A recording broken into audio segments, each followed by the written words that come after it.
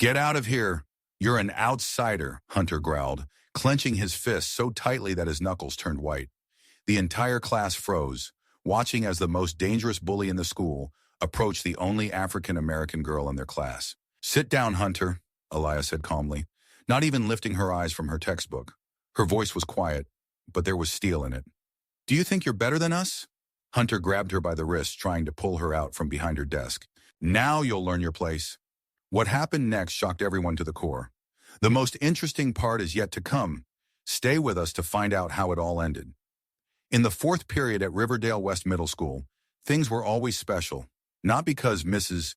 Anderson's math was engaging, but because it was in this class that all the hidden tensions and conflicts simmering beneath the surface of the well-off suburban institution came to light. Aliyah Williams knew this better than anyone else. Every day as she entered the classroom, she felt dozens of eyes on her, some curious, some indifferent, but one was openly hostile. The gaze of Hunter Blackwood, heir to one of the city's most influential families, a guy who believed the whole world belonged to him by birthright. Aliyah was the only African-American in the class, and it was no coincidence. Her father, Colonel Marcus Williams, had recently been transferred to a military base nearby, and the family moved to this elite neighborhood after many years of wandering through military posts. For Aliyah, this was already the 7th move in the last 10 years, and she had learned to adapt, to become invisible, to not stand out. But in Riverdale, everything was different. Here, her presence was like a bright spot on a pristine canvas, and some clearly considered that spot unacceptable. Hunter Blackwood was the embodiment of everything Aliyah despised in people. A tall, broad-shouldered 17-year-old with a perfect smile and empty blue eyes, he was the star of the football team and the unofficial king of the school. Behind him stood a family with a multi-million-dollar fortune built on real estate and political connections. Hunter was used to getting everything he wanted and was not accustomed to facing resistance. He already had 3 suspensions on his record, one for fighting, one for bullying a student from a low-income family, and one for making a new boy eat sand from the football field. But each time, influential parents covered up the scandals, made generous donations to the school, and Hunter returned with an even greater sense of impunity. Aliyah entered his line of sight 3 weeks ago, and since then, his irritation had only grown. She was not just different, she was better. Better at studying, better at answering questions, better at handling assignments. Teachers praised her, classmates began to listen to her, and this drove Hunter insane. "Can anyone solve this equation?" Mrs. Anderson asked, pointing to the board. Silence. No one raised a hand. Hunter ostentatiously examined his nails, while his friend Mason played on his phone under the desk. Aliyah raised her hand. "Yes, Aliyah?" "X equals 7, she said, quickly explaining her solution. "Great. Absolutely correct." Hunter felt anger rising in his chest. He turned sharply to Aliyah, and their eyes met. In her dark eyes, he saw no fear, only calm confidence. This infuriated him even more. "Good job," he whispered sarcastically, loud enough for her to hear. "You probably think you're special?" Aliyah didn't respond, continuing to listen attentively to the teacher. But Hunter saw her shoulders tense. After class, he approached her at the lockers. A small crowd had gathered around. Rumors of the brewing conflict spread quickly through the school. "Listen, newbie," Hunter began, leaning against the adjacent locker and blocking her way to retreat. "You need to understand something about this school. There is a certain order here, you know? A certain hierarchy." "Step back," Aliyah said quietly, not lifting her eyes. "And what if I don't?" Hunter smirked, enjoying the attention of those gathered. "What are you going to do? Complain to Daddy the soldier?" the crowd whispered. Everyone knew that Aliyah's father served at the base, but few knew the details. Aliyah lifted her head and looked at Hunter. In her gaze was such cold determination that he involuntarily recoiled. "I have no problem with you, Hunter," she said, "but if you create them, then you will have problems." Mason giggled. "Wow, she's threatening you." But Hunter wasn't laughing. Something in Aliyah's tone made him feel uneasy. He was used to the fear in the eyes of his victims, to pleas and tears. But this girl was different. That evening at home, Hunter couldn't concentrate on his homework. His thoughts kept returning to Aliyah, to her calm voice and unwavering gaze. His parents were at some charity event, and he was left alone in the huge mansion with the staff. He entered his father's office, where photographs of influential politicians and businessmen hung on the walls. Among them was one special photo. His grandfather, William Blackwood, in the uniform of a Confederate officer from the Civil War. The family prided itself on its history, its roots, its place in American society. "They don't understand their place," Hunter muttered, looking at the portrait. It was a phrase he often heard from his father at family dinners when the conversation turned to changes in society and the loss of traditional values. The next day at school, the tension reached a boiling point. Elia, as usual, sat quietly in her seat in the last row when Hunter walked in. He was agitated after a sleepless night filled with angry thoughts and plans for revenge. The lesson had just begun when he suddenly stood up, knocking over his chair. The crash made everyone turn around. "Hunter, what's going on?" Mrs. Anderson asked sternly. But Hunter no longer heard her. All his attention was focused on Elia, who sat calmly at her desk, pretending nothing was happening. "Hey!" he barked, pointing a finger at her. His voice trembled with rage. Yes, you don't belong here." The class froze. The air thickened with tension. Mrs. Anderson paled, realizing the situation was getting out of control. "Hunter, sit down immediately." She tried to restore order. "She doesn't belong here." Hunter continued to shout, ignoring the teacher. "You're not one of us. You will never be one of us. This school is not for people like you." His words hung in the air like poison. Some students lowered their heads, others looked on in horror. Mason tried to tug at his friend's sleeve. "Hunter, calm down." But Hunter was already beyond reason. All the accumulated irritation, all the frustration from someone daring to defy his will, burst forth. Elia slowly lifted her head. Her face was calm, but there was a fire in her eyes. "Sit down, Hunter," she said quietly, but each word struck like a blow. Hunter burst into laughter. The laughter was hysterical, full of anger. "Oh, you think you can order me around? You think you're tough?" He began to walk toward her, his heavy footsteps echoing in the silence of the classroom. Each step resonated like a hammer strike. Mrs. Anderson tried to block his way, but he pushed her aside, not harming her, but roughly enough for her to step back. "Hunter, stop!" the teacher shouted, reaching for her phone to call security. But it was already too late. Hunter reached Elia's desk and stopped, looming over her. His breath was heavy, his eyes burning with madness. "What's your problem?" he hissed. "You think you're better than us? Think you're smarter?" Elia said nothing. She simply looked at him, and in that gaze was such strength, such confidence, that he felt small and pathetic. "Say something!" he yelled and kicked the leg of her desk. The desk rocked, and the handle rolled across the floor. Everyone gasped. One girl covered her face with her hands. Mason whispered, "Dude, you're going too far." But Hunter was already completely beside himself. Years of impunity, years of permissiveness had led to this moment.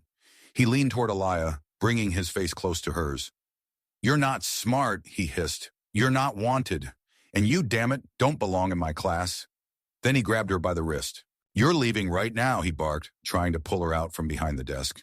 Elia's chair slid back. This was the moment of truth, the moment when everything changed. Hunter raised his fist, swung, and struck. But Elia was quicker. She ducked, avoiding the blow, and his fist passed by. In one smooth motion, she stood up, grabbed his wrist, twisted it, went behind him, and used his own momentum against him. Hunter flew over the desk and fell to the floor with a dull thud. Silence. Absolute, deafening silence. Elia stood over him, calm and composed, as if nothing had happened. Then she picked up her chair, sat down, and opened her notebook again. What just happened?" someone whispered. Hunter lay on the floor, groaning and trying to understand what had happened to him. His pride was shattered along with his body. Mason watched the scene with his mouth agape. She beat him? Like a ninja. One student started clapping. Then another joined in. And another. Soon the whole class erupted into applause, not mocking, but full of admiration and relief. Finally, someone had put Hunter in his place. Mrs. Anderson contacted the administration. "I need security, immediately." Within minutes, 2 security guards burst into the classroom. They saw Hunter on the floor and Elia sitting calmly. "Take him away," Mrs. Anderson said. "What? No!" Hunter shouted, trying to get up. "She attacked me. She assaulted me." "No," the teacher replied coldly. "You attacked her. Everyone saw." The guards lifted Hunter from the floor. He kept screaming as they escorted him out of the classroom. "Let me go. She's the problem. She's not like us." But this time, no one agreed with him. Even Mason turned away. When the doors closed behind the bully, the classroom felt easier to breathe in. The atmosphere had changed. Aliyah no longer looked at others with apprehension. Now she was looked at with respect. After class, Aliyah was called to the principal's office. Mr. Thompson was a tall man with gray hair and tired eyes who had seen many similar incidents in his career. "Are you okay?" was the first thing he asked. "Yes, I'm fine," Aliyah replied. "Hunter's parents are already on their way. We're reviewing the footage from the cameras, but everyone in the class saw what happened." He paused. "I didn't start the fight." "I know." Then he asked a question that surprised her. "Where did you learn to fight like that?" Aliyah smiled slightly for the first time all day. "My dad is military, a Marine colonel." Mr. Thompson raised his eyebrows. "That explains a lot." The next day, the school was different. Students parted ways for Aliyah not out of fear, but out of respect. Mason approached her before class. He didn't apologize with words, but he nodded, and that nod meant a lot. Even Mrs. Anderson gave her an understanding smile. But Aliyah didn't need applause or popularity. She only needed one thing: the right to learn in this school without humiliation and discrimination. And now she had it. By the end of the day, news spread through the school. Hunter Blackwood was expelled. His influential parents could not cover up the scandal this time. Too many witnesses, too obvious aggression, too clear a motive. Aliyah walked down the hallway with her head held high. For the first time in 3 weeks, she felt at home in the school. But when she entered the classroom for the last lesson of the day, she was in for a surprise.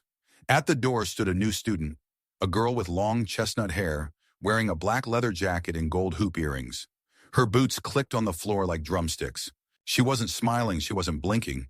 She was just staring straight at Aliyah. The girl walked past the empty seats and sat down in the row next to Aliyah. She crossed her arms, didn't say a word, but her eyes said it all. "I'm not here to play games." Mrs. Anderson continued the lesson, but the air became tense again, as if invisible knives were floating in it. Aliyah felt it. The new girl was nothing like Hunter. She didn't scream. She didn't wave her fists. She was smarter, and that made her more dangerous. During the lesson, she leaned over to Aliyah and whispered, "Do you think you're safe now?" Aliyah didn't look at her. "You're not safe," the girl continued. "You made my cousin look weak. Now everyone is talking about you. My family doesn't like it." It dawned on Aliyah. This was Hunter's cousin. "My name is Scarlett Thorne," the girl whispered, "and I'm here to restore my family's honor." The next lesson was history. Scarlett followed Aliyah again. At lunch, Scarlett sat at a nearby table. Rumors were already spreading through the school. "She's here because of Aliyah. Be careful. She's dangerous." But Aliyah wasn't afraid, neither of Scarlett nor anyone else. She knew that bullies didn't always come with fists. Sometimes they came with plans. After lunch, what Aliyah had expected happened.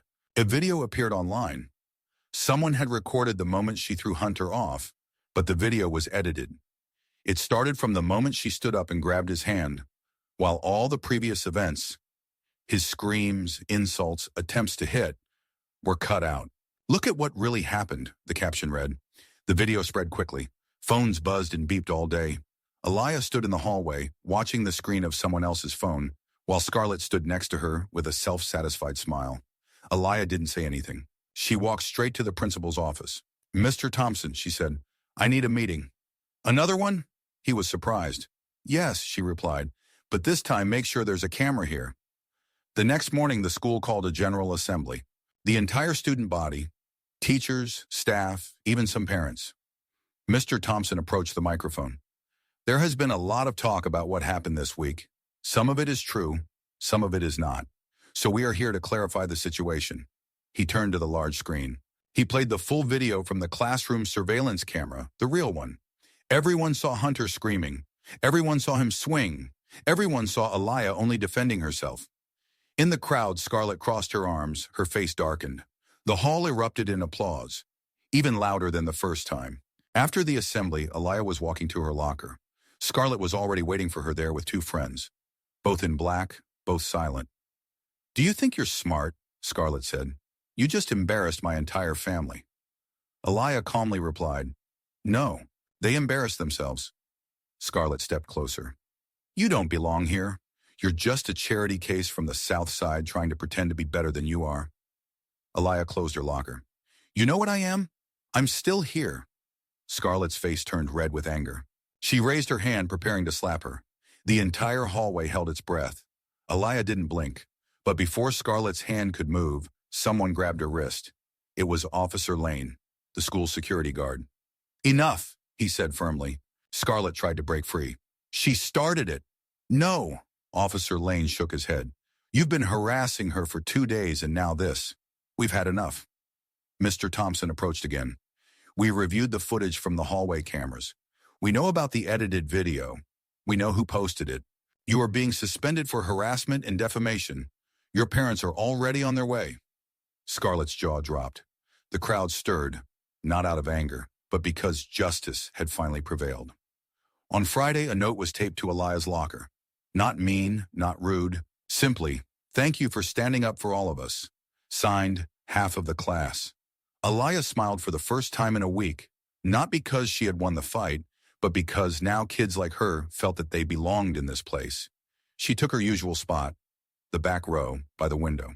And this time, when she walked in, no one stared. They just nodded. And that was stronger than any applause. Because silence filled with respect is louder than any noise. But Aliyah's story was just beginning. On Monday morning, when she thought all the troubles were behind her, the principal called her into his office. This time, there was not only the school administration, but also a representative from the school board. Mrs. Blackwood, Hunter's mother. An elegant, middle-aged woman with a perfect hairstyle and an expensive suit sat with a stone face. Next to her was a man in an expensive suit, clearly the family lawyer. Aliyah, Mr. Thompson began cautiously, there are some questions regarding the incident with Hunter. Mrs. Blackwood leaned forward. My family believes that the use of force was excessive. My son was injured, and we are considering filing a lawsuit. Aliyah felt her stomach tighten. She knew this could happen. Wealthy families are not used to losing, especially publicly. Your son attacked my daughter, a new voice interrupted from behind the door. A tall African-American man in military uniform entered. Colonel Marcus Williams, in full dress uniform, made an impressive impression. Dad? Aliyah was surprised. She didn't expect to see him. The school contacted me after the incident, he explained, taking a seat next to his daughter. And I reviewed all the case materials. The Blackwood family's lawyer cleared his throat. Colonel Williams, we understand your concern, but the fact remains, your daughter used combat techniques against a minor.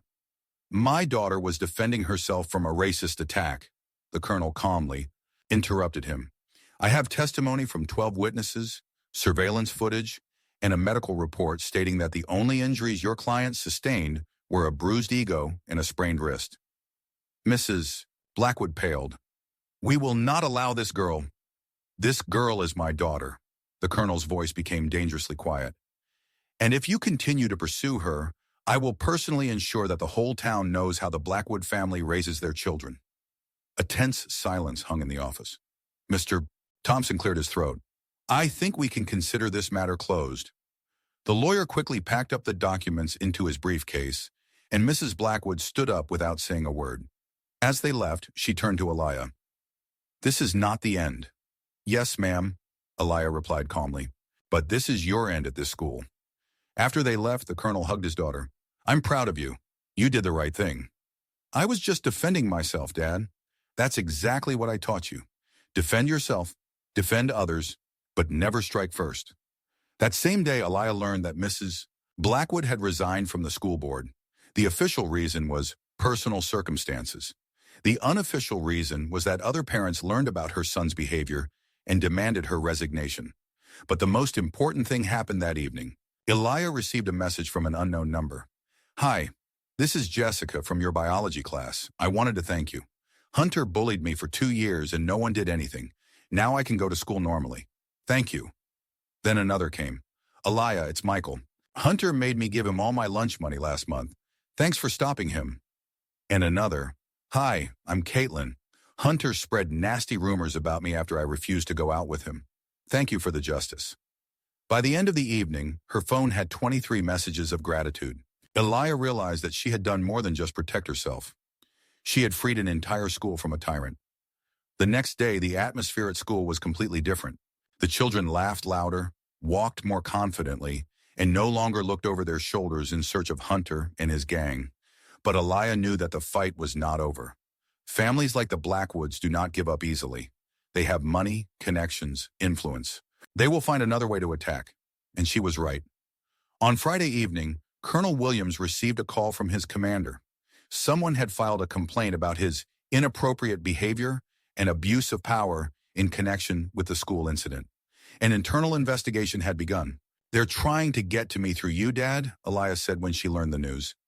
"Let them try," the colonel replied. "I have an impeccable service record for 22 years.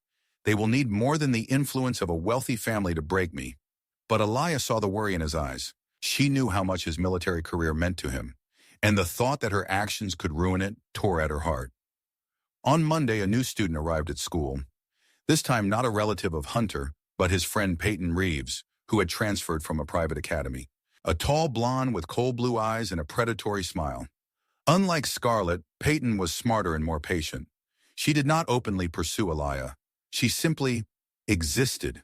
Always nearby, always watching, always waiting for the right moment. She quickly befriended some girls in the class, especially those who envied Aliyah's sudden popularity. Peyton knew how to manipulate people, and soon an atmosphere of distrust began to form around Aliyah. "She's too aggressive," Peyton whispered to her new friends. "What if she attacks someone else? What if next time she goes too far?" Gradually, some students began to avoid Aliyah, not openly but subtly. They wouldn't sit next to her, wouldn't invite her to group projects, would steer clear of her in the hallways. Aliyah felt the isolation closing in on her again, but this time it hurt more because she had already felt what it meant to belong to a group.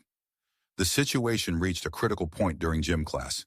They were playing basketball, and Aliyah was on the team against Peyton.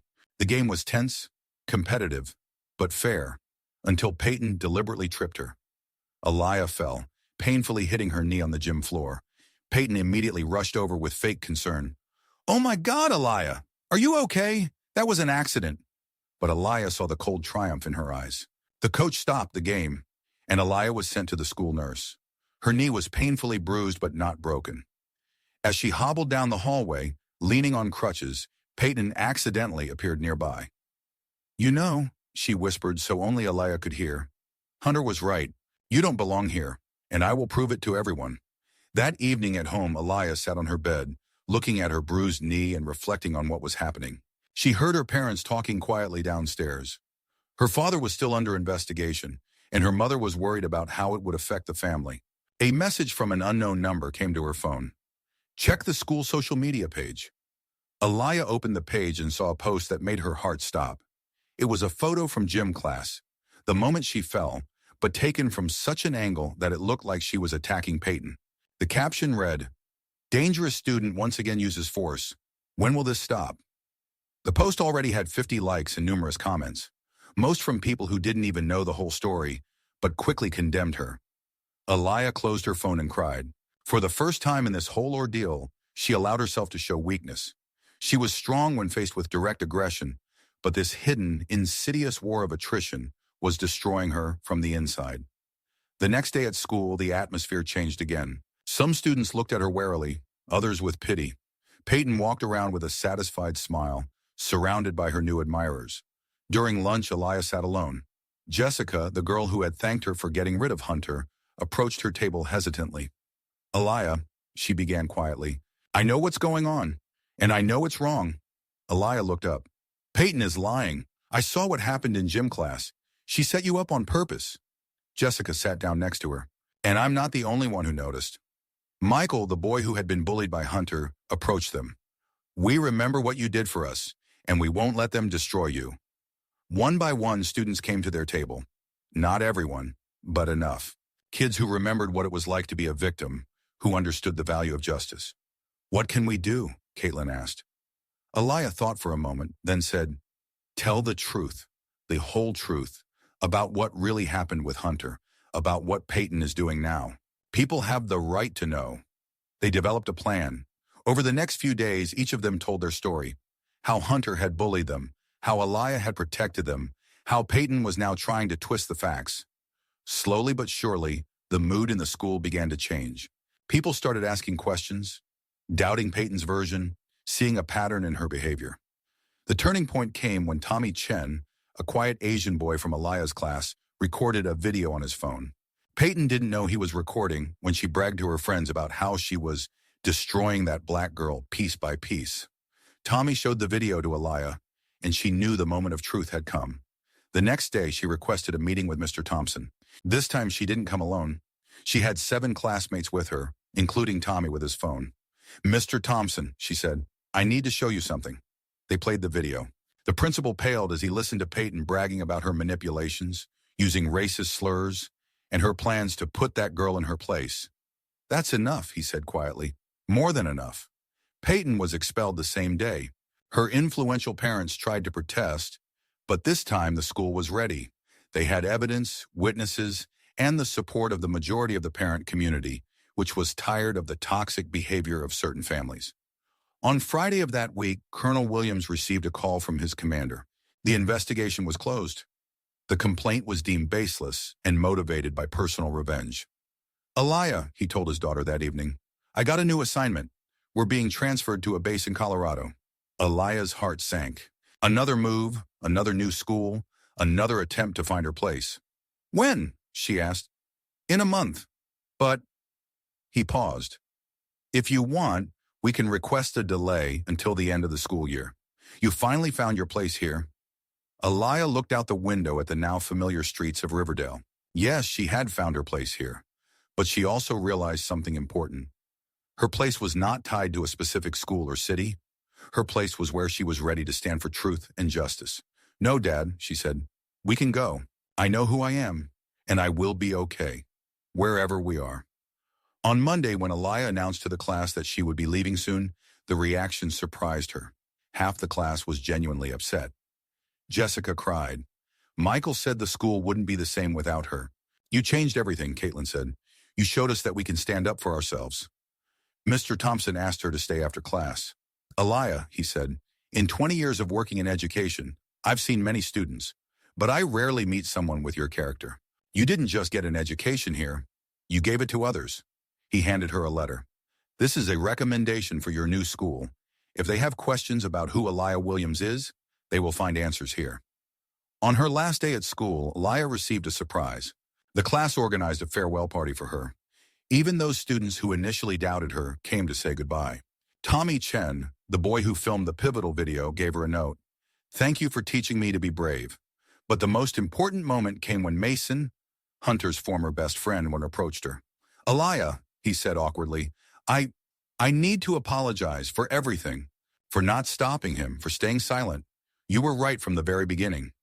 "Thank you," she replied, "but the most important thing is that you realized it." As the Williams family loaded the last boxes into the truck, Mrs. Anderson approached the house. "Alaya," the teacher said, "I wanted to tell you something. I've taught hundreds of kids, but you are special. You reminded me why I became a teacher." She handed Alaya a small book. "This is for you.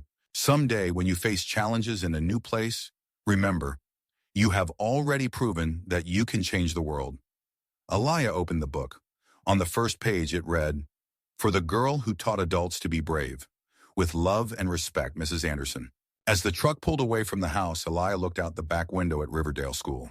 She knew that wherever she ended up next, she would be ready, because she understood the most important truth. Courage is not the absence of fear. Courage is doing what is right despite the fear. The epilogue took place 6 months later. Alaya received a message from Jessica. "Hi, I wanted to share some news. Our school now has a new anti-bullying program. It's called Project Alaya. Kids are learning to stand up for themselves and others. Your story has become part of the school curriculum.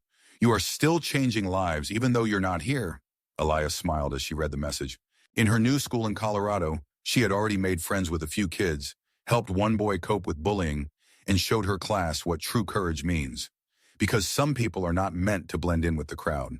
They are meant to stand when others fall, to speak when others are silent, and to show the way when others are lost. And in every school, in every town, there needs to be an Alaya Williams, a person who remembers that justice does not come on its own. It must be fought for every day, one right choice at a time. But 2 weeks after her triumph in Riverdale, life prepared a new challenge for Alaya.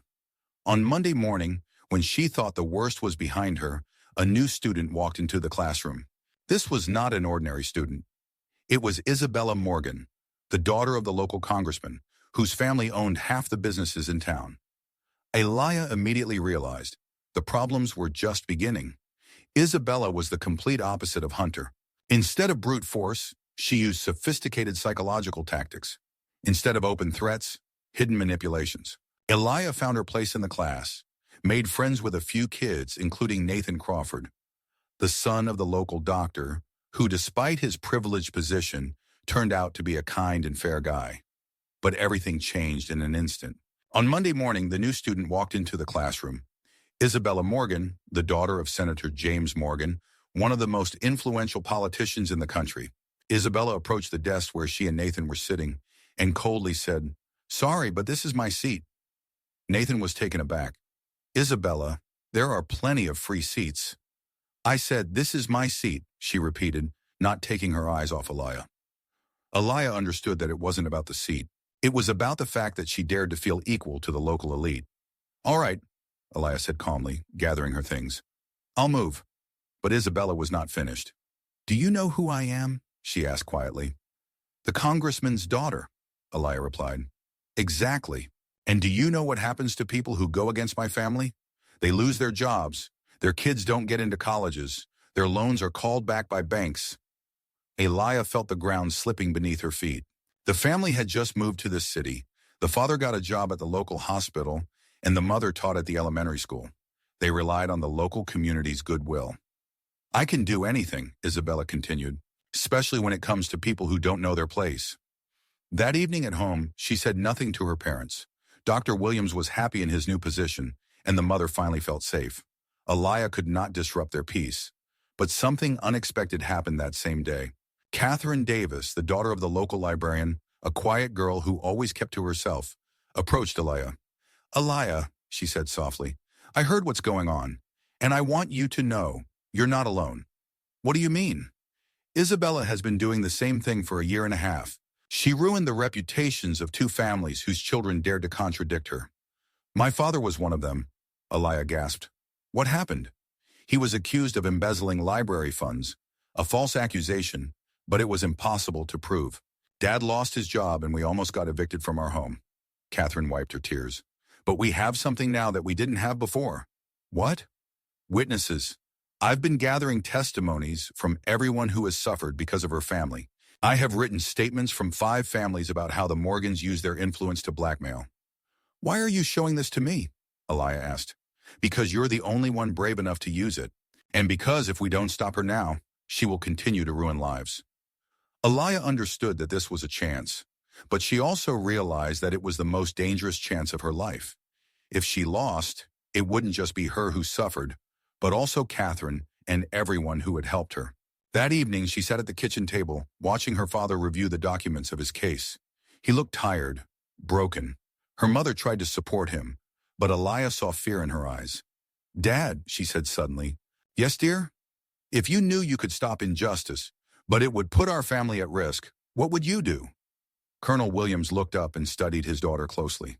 "Elia, what's going on?" She told him everything. About Isabella, the threats, the connection between school problems and his professional troubles. About Catherine's records and the possibility of changing everything. Her parents listened in shock. Her mother wanted to pull her out of school immediately and move to another state. But her father was silent for a long time. And then he said, "Elia, 23 years ago, I took an oath to protect this country from external and internal enemies. Corruption, blackmail, abuse of power. These are internal enemies." "Marcus," her mother whispered, "think about the family." "I am thinking about the family," he replied. "I'm thinking about what kind of country we will leave for our children. I'm thinking that if we don't stop this now, other families will suffer tomorrow." He turned to Elia. "The decision is yours. I will support any choice you make." Elia knew this was a moment of truth, not just for her, but for all the principles that defined her as a person. "I will fight," she said quietly, "but not alone." The next day, Elia and Catherine went not to the school administration, but straight to the FBI. Isabella's records contained not only threats, but also details of her father's corrupt schemes, which were direct violations of federal law. Agent Sarah Mitchell, A middle-aged woman with piercing eyes listened carefully to their story. "Girls," she said seriously, "do you understand what you're getting into? Senator Morgan is a very powerful man. If we start an investigation, he will unleash all his power on you." "We understand," Aliyah replied. "But if we do nothing, he will continue to ruin lives." Agent Mitchell smiled. "You know, in my 15 years with the FBI, I've rarely met teenagers with such courage." The investigation began quietly, but Isabella quickly realized that something was happening. The following week, the threats against the Williams family intensified. The colonel was summoned for interrogations every day, and the accusations grew more serious. But something unexpected happened. Nathan Crawford, the son of a major general who had previously kept his distance, suddenly approached Aliyah in the hallway. "I know what you're doing," he said quietly, "and I want to help." "Nathan, it's dangerous. My family has served this country for 4 generations. We won't let corrupt politicians destroy everything we fought for." It turned out that Major General Crawford had long suspected Senator Morgan of corruption, but had no evidence. Now that evidence had emerged, he was ready to support the investigation with all his influence. This changed everything. Isabella could no longer simply suppress the case by force. Now she faced a coalition of military and law enforcement. But she did not give up. Realizing that direct threats were ineffective, she chose a different tactic. On Monday morning, Aliyah arrived at school to find that the entire school was against her. Someone had spread false rumors that she had betrayed the school community, collaborated with the feds against her classmates' families, ruined the academy's reputation. The kids who had once been friendly to her now turned away. Teachers looked at her with suspicion. Even Catherine was forced to keep her distance to avoid revealing her role in the investigation. Aliyah was completely isolated. Every day at school became a test of endurance. Whispers behind her back, hostile glances, accidental bumps in the hallway. Worst of all was that some of these kids were good people who had simply been deceived. They genuinely believed that Aliyah had betrayed their community. At home, the situation was also worsening. Colonel Williams received an official warning about possible dismissal. Her mother couldn't find a job. Every time she went for an interview, she was unexpectedly turned down. "Maybe we should stop," her mother said one evening. "Maybe it's not worth it." Elia sat in her room, listening to her parents argue downstairs. Her father insisted on continuing the fight, while her mother wanted to give up, and all because of a decision she had made. For the first time in her life, Aliyah doubted the correctness of her choice. Maybe sometimes it's better to swallow injustice than to risk everything that is dear. But then Jessica from Riverdale called her. "Aliyah, I saw the news. What's happening in Colorado?" Aliyah told her everything. "You know what I'm going to tell you?" Jessica said after a long silence. "Remember how you explained the difference between courage and foolishness?" "No. You said that courage is doing the right thing, even when it's scary, and foolishness is doing the wrong thing because it's easy." Aliyah laughed through her tears. "Did I say that?" "You did. And you added that sometimes the price of truth is high, but the price of lies is always higher." After the call, Aliyah thought for a long time. Jessica was right. Principles should not change depending on circumstances. Either justice matters or it doesn't. The next day at school, something happened that became a turning point in the entire story. During history class, the teacher, Mr. Palmer, was talking about civil disobedience in the civil rights movement. "Who can name an example of a person who risked everything for justice?" he asked. Several hands went up, and students named Martin Luther King, Rosa Parks, and other well-known activists. "Good," Mr. Palmer said. "And who can say what all these people have in common?" Silence. Then Isabella raised her hand. "They all broke the law and disrupted the stability of society." "Interesting point of view," the teacher said diplomatically. "Does anyone think differently?" Aliyah slowly raised her hand. It was the first time in a week that she dared to speak in class. "Yes, Aliyah? I think they understood that silence in the face of injustice is complicity in that injustice." The class buzzed. Isabella shot a cold look at Aliyah. "It's easy to talk about principles when you don't think about the consequences for other people," she said with a venomous smile. "But is it easy to talk about stability when you don't think about the people that this stability oppresses?" Aliyah replied calmly. "Mr. Palmer felt the tension in the classroom. "Girls, let's focus on historical examples." But Isabella was not going to stop. "Some people think they are heroes, but in reality, they are just selfish individuals who put their principles above the well-being of others. And some people think they are protecting order, But in reality, they are just protecting their privileges, Aliyah responded. The entire class fell silent. It was a direct confrontation, and everyone understood that this was not about history. Isabella stood up. How dare you accuse my family? I didn't mention your family, Aliyah said calmly, but it's interesting that you decided so. This was the moment when Isabella's mask finally slipped. Her face contorted with rage, and she shouted, My family built this country. We rule here. And you are nobody. Your place is to obey. Mr. Palmer tried to restore order, but it was too late. Isabella had lost control. Do you think your federal friends will protect you? She continued to scream. My father will bury them all. He will bury your father. He will bury anyone who dares to stand against us. The class sat in shock. Even her supporters realized that she had gone too far. But Aliyah was not afraid. She stood up and said quietly, but so that everyone could hear, You know what the difference is between us, Isabella? You are afraid of losing power, and I am afraid of losing myself. This was the last straw. Isabella tried to hit Aliyah, but she was ready. She easily dodged, and Isabella fell, losing her balance.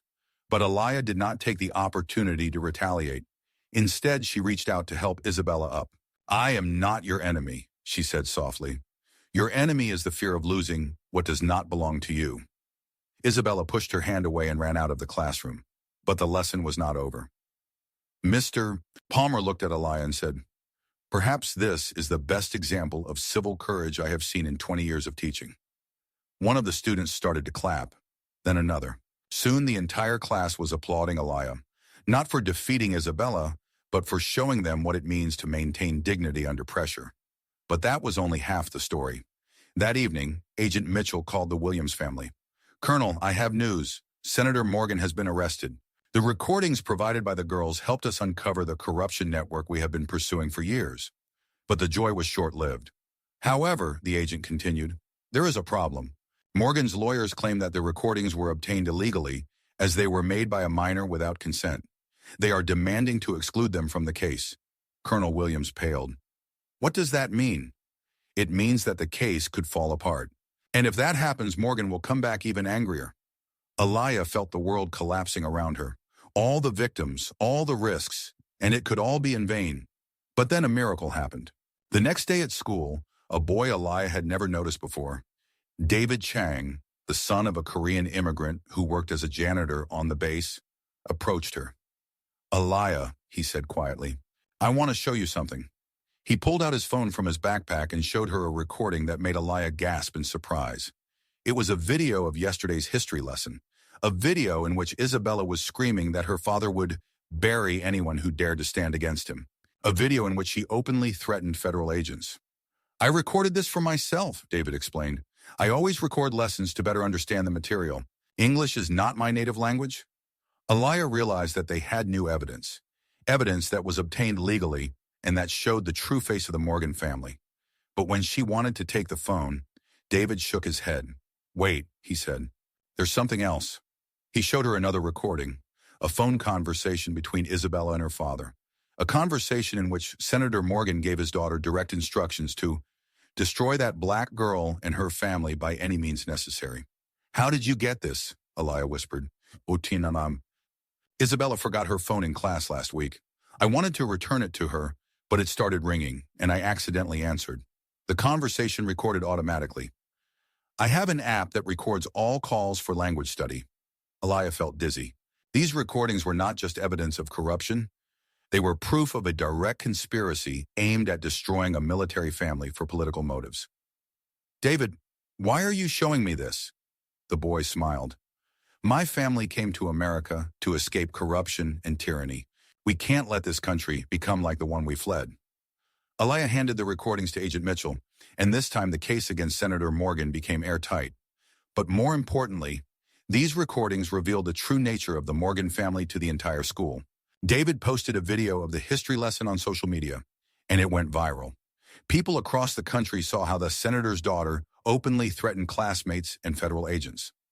Isabella was expelled from school the next day. Her father tried to use his influence to hush up the scandal, but it was too late. Public opinion turned against him. A week later, Senator James Morgan resigned. A month later, he was convicted of corruption and abuse of power. By the end of the day, the whole school knew the truth. Isabella was expelled, and Congressman Morgan announced a suspension of his political career due to family circumstances. After school, several classmates approached Elia. "Thank you," said one girl. "I was afraid of Isabella for 2 years, but I didn't know how to fight her." "You showed us what it means to have principles," Nathan added. But the most important words came from Catherine. "You know what's amazing? We didn't plan to change the world. We were just trying to protect ourselves and others." That evening at home during dinner, her father said to Elia, "Dear, I am proud of your courage. You risked everything for justice." "I just couldn't stay silent, Dad. I couldn't watch her ruin people's lives." "That's what distinguishes heroes from ordinary people," he smiled. "Heroes are not brave because they are not afraid. They are brave because they do the right thing despite their fear." That night, Elia received a message from an unknown number. It was Isabella. "Elia, I know you hate me, but I want to say something. You were right. I was terrible. I'm not asking for forgiveness. I know I don't deserve it, but I want you to know, you changed me. Thank you for stopping me." Elia stared at the screen for a long time, then replied, "We can all change. Good luck, Isabella." The next day, the atmosphere at school was completely different. The children were no longer afraid to speak the truth, no longer afraid to stand up for each other. Elia realized that this was the most important victory, not the exposure of one bully, but the creation of an environment where justice is possible. Mr. Palmer asked her to stay after class. "Elia," he said, "yesterday you gave us all a lesson in true civic courage, not just in words but in actions. I was just doing what I thought was right. And that is what courage is all about, doing the right things not because they are easy, but because they are right." Leaving school, Elia thought about the journey she had taken. From a scared girl in Riverdale to a person who learned to stand up for justice. She understood that every conflict, every trial made her stronger, taught her to be the person she wanted to become. New challenges and new injustices lay ahead to fight against. But now she knew she was not alone. There would always be people around her ready to stand for the truth. And most importantly, she realized that courage is contagious. One person willing to say no to injustice can change everything. Because bravery is not about not being afraid. Bravery is about doing the right thing despite the fear. And the choice always remains with us.